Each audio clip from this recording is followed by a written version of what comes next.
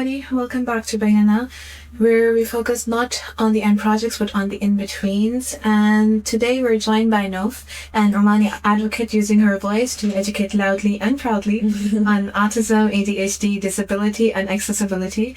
Nouf, how are you doing? I'm good, alhamdulillah. Tell us about yourself. Okay, hi, my name is Nouf. I'm 22 years old. I actually studied mechanical engineering, but right now I'm focusing more on advocacy for disability. Yeah. Okay, if I love asking this question from people, if you had to define yourself, regardless of what your education is, what your background is, how would you do that? What is your self-definition? Chaotic. That's one word. Chaotic. That is what it is. It is what it is. Okay, so how did your journey with autism look like? How was your childhood? How did you come about this? Because I remember a friend of mine sharing your page with me when I got diagnosed, and his brother is autistic. And I remember watching your content and I was like, wow. And then I finally saw you and I'm like, I feel seen.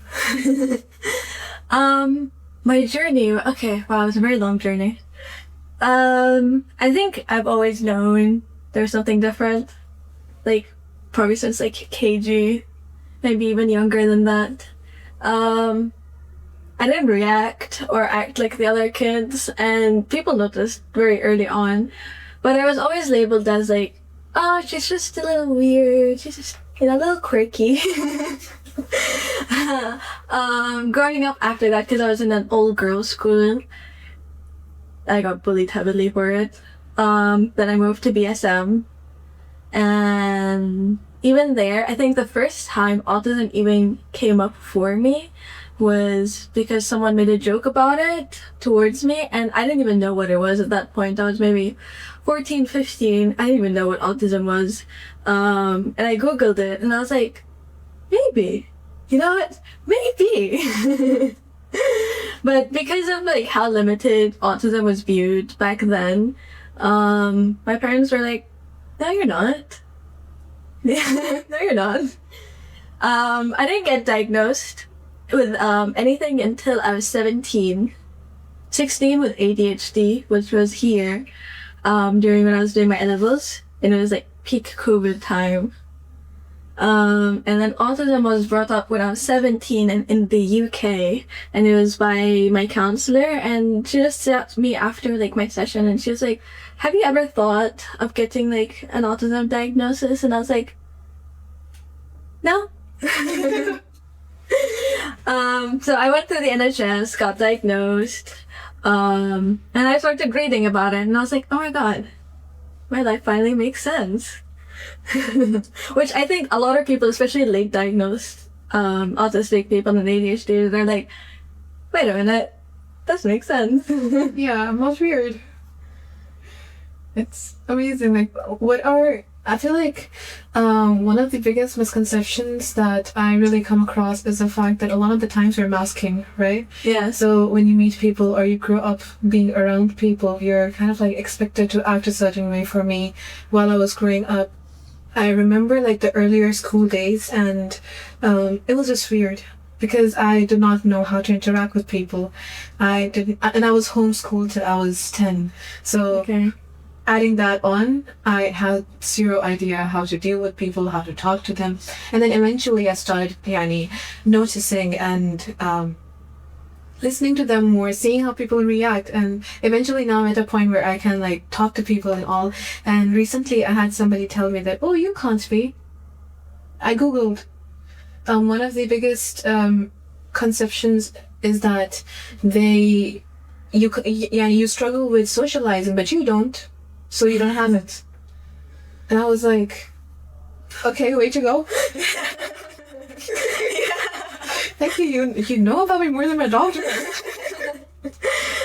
A lot of people like to bring up a lot of stereotypes, especially when it comes to speaking and socializing concept of autism. I don't think I've ever been to a hospital where the doctor read that I was autistic on file and was like, oh, okay. They're always like, you went to university. You are speaking to me right now. How are you autistic? Yeah, my family doctor told me, he was like, you couldn't have passed if you had it. Okay. And there's this big misconception that autism has to come with A, being nonverbal or non-speaking, B, having an intellectual disability, which, yes, a lot of people who are autistic have intellectual disabilities, but it's not everyone. The spectrum is wide. Not all of us have intellectual disabilities, and even if you do, you can still go to university. I don't know why people think just because you have an intellectual disability, you can't go to university and pass. You can do it. You can do it, and especially if you have like a good support system around you. Yeah. And I feel like once you get diagnosed and a lot of things start making sense, it just kind of like you learn to cope with it. And you're like, okay, you have mechanism, you have systems in place that help you eventually, like, and I feel like, especially if we talk about genders, in men, autism and ADHD is still very much diagnosed, and you can see it because of hyperactivity. But in women, and especially considering the fact that a lot of the times we're told to be poised and well behaved, Yes.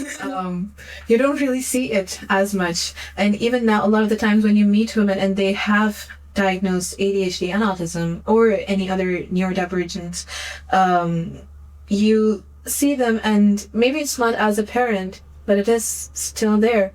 I mean, I don't like using the word like apparent because it's always apparent. It's always, oh, she's sensitive. Oh, she's just a little weird. Oh, like she's stubborn, she's bossy, but it's never, oh, it's autism. Oh, it's ADHD. It's always labeled something else. Or if you use the terms autism and ADHD as well, a lot of the times people tell you that, oh, you're excusing. I've heard that a lot. Yes. Yeah. Because I swear to God, I'm not trying to weaponize the diagnosis to get away with stuff. In fact, like I do my best to use that to my ability and do better at whatever I'm doing. But there have been times where, for example, I pointed out to a teacher that, okay, I had this thing where I can't function well, or I'm getting too overstimulated, I have to step out, stuff like that. And I've heard teachers tell me to man up. Ironic. And it's funny, like how do you, now that you go out, and recently I think you were at a conference as well. Yes. How did that go? What did you see among the youth? Honestly, it was a small conference, I won't lie. But a lot of people did come up to me after my speech, and it was, a lot of people realized, like, oh, maybe it's not the way that I think it is, It's like, I don't know how to explain it. Can you specify your question even more? Yani, now that a lot of the times, older people still, they say that in the younger generation, you have more diagnoses of autism and ADHD, and people are finally kind of getting their diagnosis, getting more aware of all of these terms that are used in general related to neurodivergence. And now that you step out and you have a platform where you were educating the youth in general, how are your interactions with them? How do you think stuff has changed since you were a child and now that you're stepping out? Okay, there's two sides of it. There's always two sides. One side is a lot of people, especially like our age or maybe just a bit younger in the teenage years, they come up to me and they're like, I want to get diagnosed as well, but I can't find anyone here that would diagnose me at this age. And it's usually women. 98% of the time it's women. And I have actually brought this up with the wakil for like disabled people. I'm not sure how the English term for it is, but like wakil shi'un dul alqa. And he did agree that there are no services for people who are over the age of 15 and 18. So we are trying to change that. Hopefully soon there will be a lot of other services, especially for people above 18, and diagnosis. And the other side is internet trolls. I've had a lot of like very ableist comments, very ableist messages, sometimes even very disgusting ones, I will not lie. And it is usually from within the society. I will not say it's like outside of society, it's usually comes from within the adult community. And it's always like, oh, you're not disabled. Or be like, oh, but autism isn't a disability, it's a superpower. I get pissed when people say that it's not a disability, it's a different ability. No, it's disability. It is a disability, I'm sorry. And it's not rude. It isn't. A lot of people think, like, when you say, oh, someone's disabled, it's like, oh, poor guy, like, oh my god. And I was like, no, disability is a very neutral word. It's just describing the way of your life. It is not a negative thing, it is not a positive thing. It's just a way of being. It's a fact. It is a fact. Yeah. In real life, I've had less nasty comments. And I don't know if that's because people just don't want to say it to my face, or if because within the areas that I go to, just people understand more. Yeah. I mean, I feel like within the younger generation, I see more empathy and more understanding towards or maybe it's just my environment. It might be. I have a good support system, alhamdulillah. Yeah. But when you step out, it is kind of weirding because people don't know. People don't know. For them, autism is Sheldon Cooper. Or yes. Yeah, the doctor from The Good Doctor. The Good Doctor. And because like it's not, you're not stimming, or a lot of the times people just throw terms out like that. And when, for example, for OCD, a lot of people say, oh, I'm getting OCD because something is out of their way. No, you're just you just like it neat. Yeah, I genuinely, it irritates me a lot, especially that now, I will say overstimulation and stimming or like vocal stims have become such a overused word. They have become an overused word in our generation, and I don't know if it's because a lot of people are suddenly seeing these advocates and they're like, oh, I do that, and they're like, so it means that, you know, it's the same thing. Or if it's like, I don't know, they just didn't read into it. Ignorance and just repetition of the word until it just became overused. I don't know. Especially with social media, I feel like a lot of people, I love it when, you know, people go out and they talk about it, they speak about it, but then at the very same time when you kind of like popularize it as an, yes. Yeah. It has become, as I say to some people, it's become the new depression. Yeah. Yeah. You're not depressed. You just need some sun, some vitamin D. That's what you need. And that is not to say that self-diagnosis is not valid. Self-diagnosis is valid because not a lot of people can get a diagnosis. It's just, if you don't really understand what you're diagnosing yourself with, it is not valid. Yeah. And read about it. Yes. I feel like the internet tests, they are not it. Read about it. Read about it, do your research, you know. Yes, listen to the advocates, but you have to go more deeper because advocate videos are supposed to grab your attention. It's supposed to oversimplify things, so you're like, oh my god, yeah, I do relate. But if you really, like, you have to really, you know, read deeper into just videos. Do you think like our cultural barrier within the Arab culture or within the Muslim culture in general affects the, you can say, the ecosystem that we are within when it comes to any sort of advocacy or chronic illnesses and... Yes, definitely. I've been told many times not to show my face and not talk about it because how will you get married? I'm not joking, this has been said to me way too much.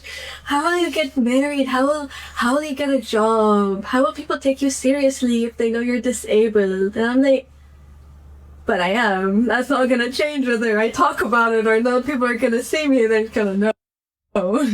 Yeah. And there's also the other part was like, a lot of people think autism is like a disease that needs to be cured, which borderline eugenics, not gonna lie. There's this big idea here that stuff like oxygen tanks, I forgot what it's called, but it's like a type of therapy where they put like the EEG in your brain and you're trying to like solve puzzles to try to like reconnect the neurons. Yeah, that is a thing. People say that, oh, if you rub like, this is an old like Omani, like not a tradition, but it's something people do to like cure autism. They take like fat from a goat and rub it on the child's head and like cured. Or tortilla. Dance. Yeah. You can pray it away. Or I recently heard somebody say that, yeah, they were telling me how me feeling down or depressed is because of not being religious enough or not being closer to God. Trust me, first, you can't see that. Second, no. Because it is something that you're born with. It is. It is something that, you know, it's not like it's developed within the first 2 years of a life. It's more like you see the symptoms the first 2 years of life, usually. Not all the time. And it's something you're born with. You come out of your mother's womb, you already have it. Yeah. Voila. just like your skin color, your brain. Yeah. Like it's just how it works. It's just how it's built. Yeah. And sure.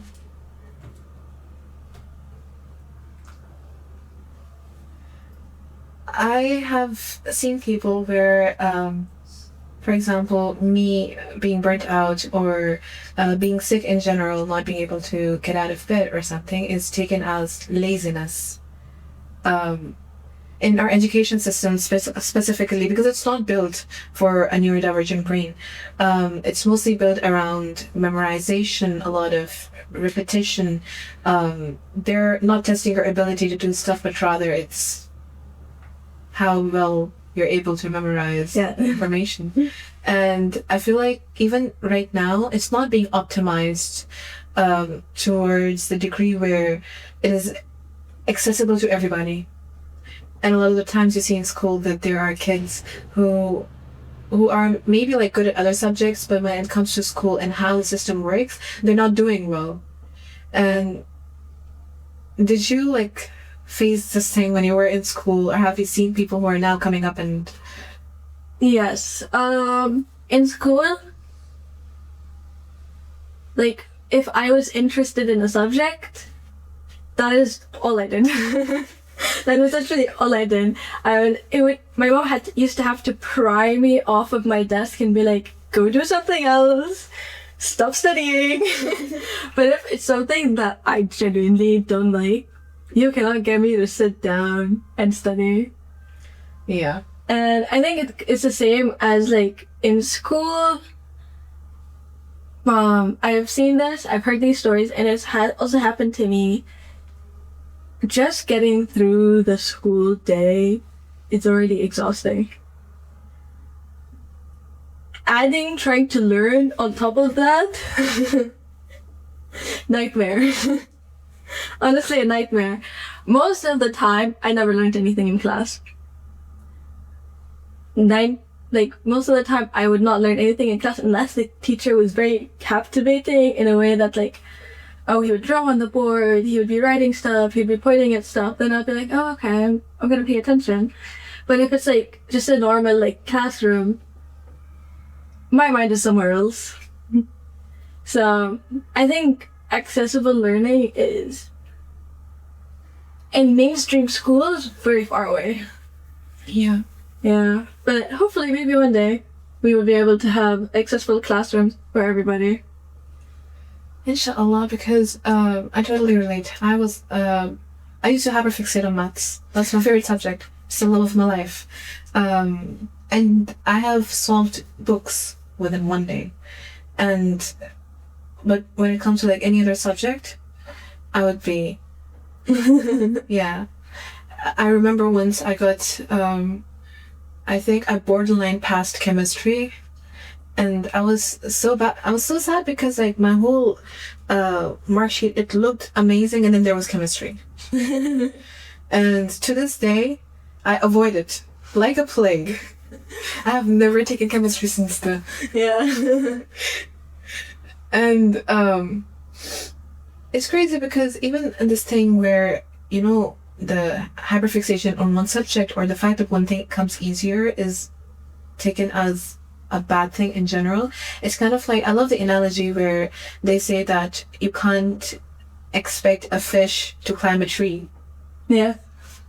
Or put it in a race with a monkey. Yeah. And ask them to climb a tree. Of course it's not gonna perform the same. And that is where I feel like the schooling system has to move more towards personalized educating pathways, where the control is with the child and they can see that, okay, you know, the subject. And I saw somewhere on the internet where they were doing this thing that they were taking subjects and then every kid wasn't on the same grade. So somebody was studying like grade 2 English or grade 7 maths at the same time. Yeah. And it should be implemented, in my opinion, like more often within the system. I blind box. A few moments later. So when it comes to your page, which is Hannan Group, by the way, at first I did not know that it was not your name. And then I saw when you posted on Instagram, and I was like, oh, Yeah.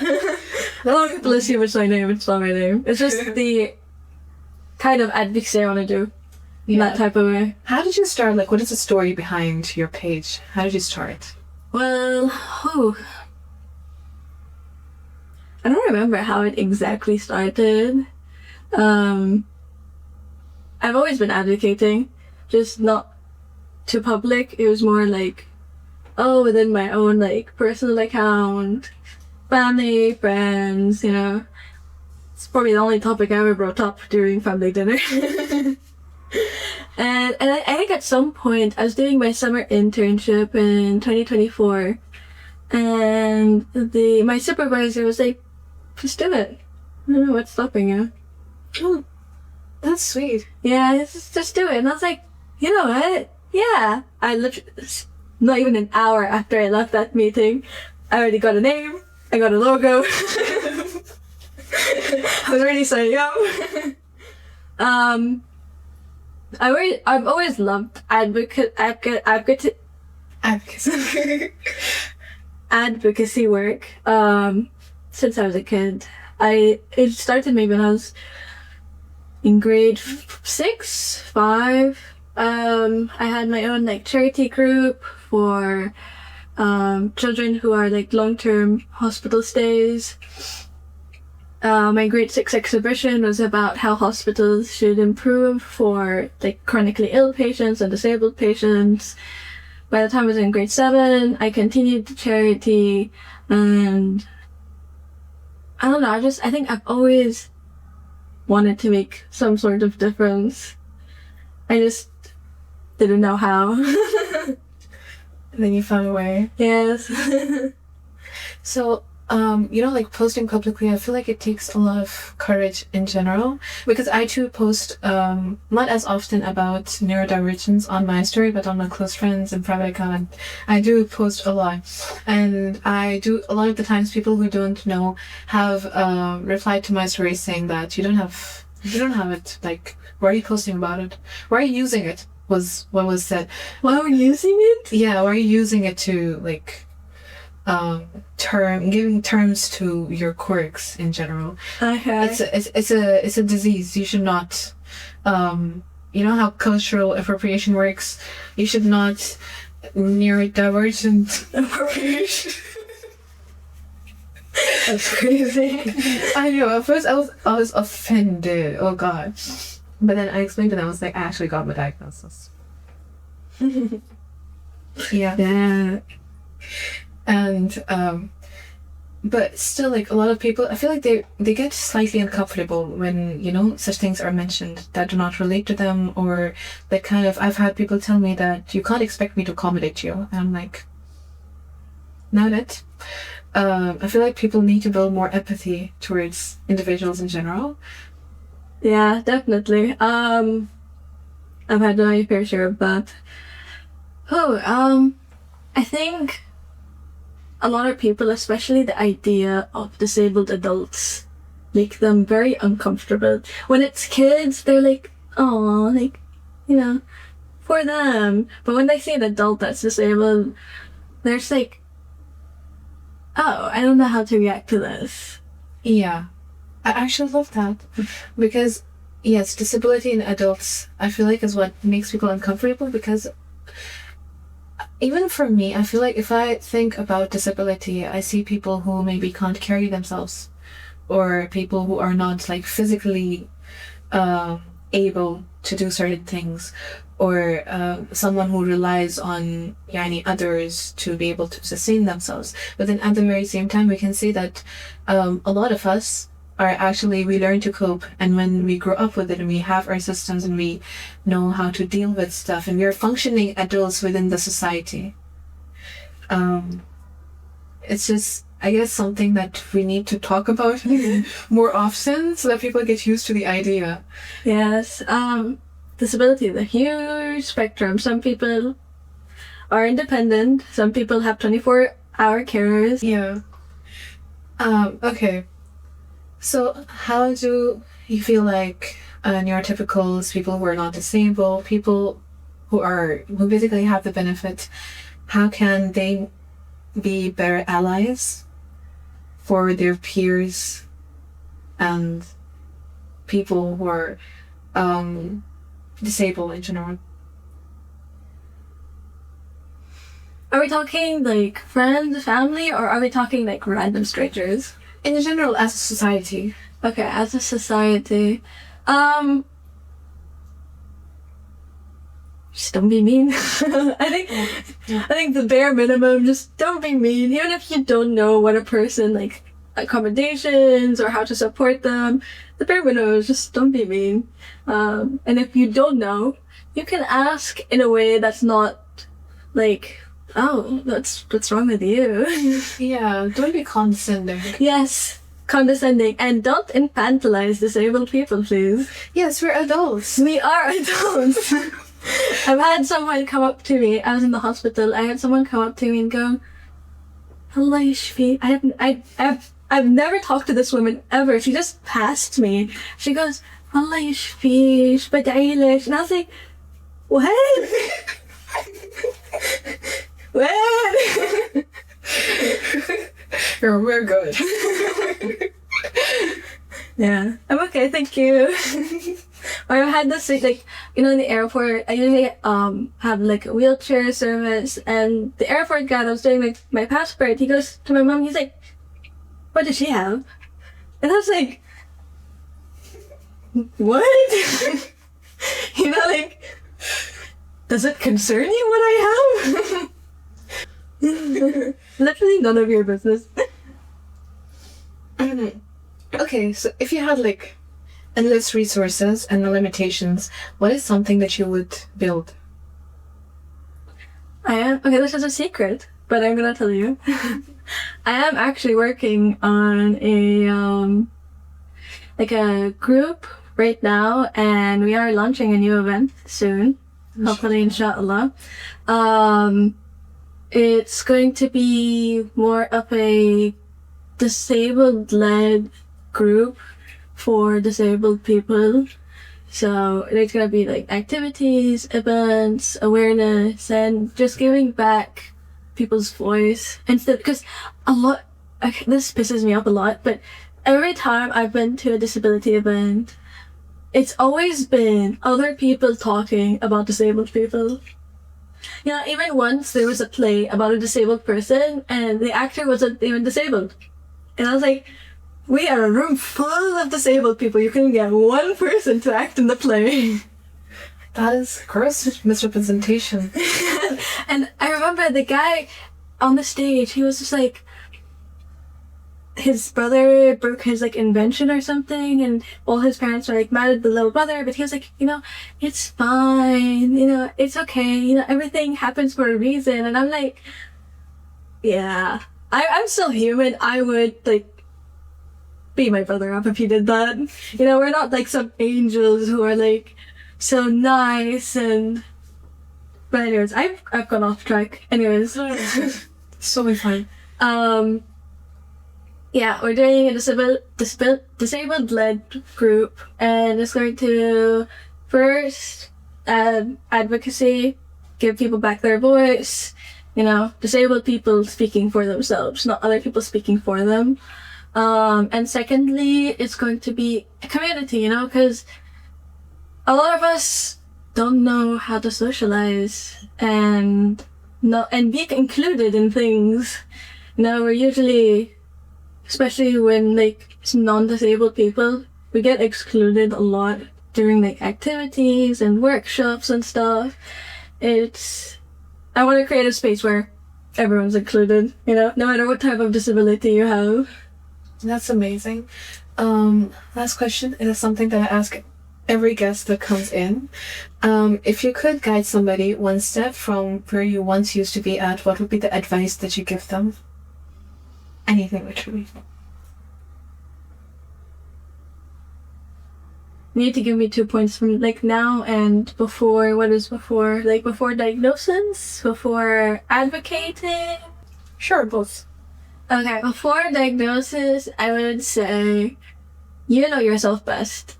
You know, a lot of doctors are gonna dismiss you whether it's chronic illness, you know, autism, ADHD, any type of neurodivergence, any type of physical disability. A lot of people will gaslight you, but you know yourself more than anyone. You know, if you, like, you need to, I hate this, but we need to advocate for ourselves, and if you keep, like, not giving up, one day you will find your answers.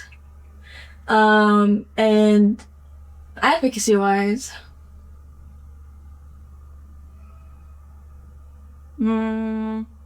every voice makes a difference, no matter how small. Yeah. That's amazing. Thank you so much for Thank joining. you.